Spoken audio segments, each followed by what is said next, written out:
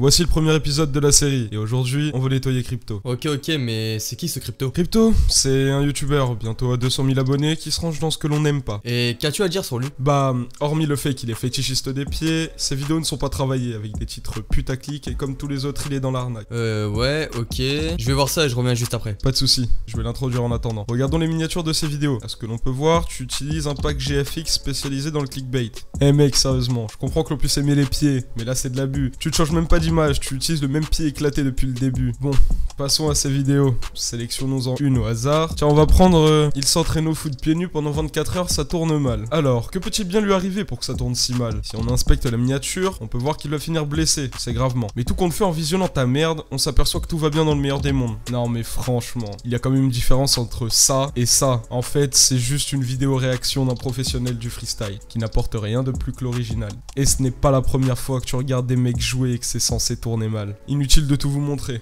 Mais on va quand même analyser une autre de ces séries. Alors, oh my god, il n'aurait jamais dû acheter ses crampons chinois à 25 €. Non mais putain, n'abuse pas de notre gentillesse. T'as beau regarder toute la vidéo, pas une seule fois il monte ses pieds. Et c'est pas terminé, entre les... Il joue avec un ballon rempli d'aiguilles, ça tourne mal. Mais tu veux que je te montre ce qui tourne réellement mal?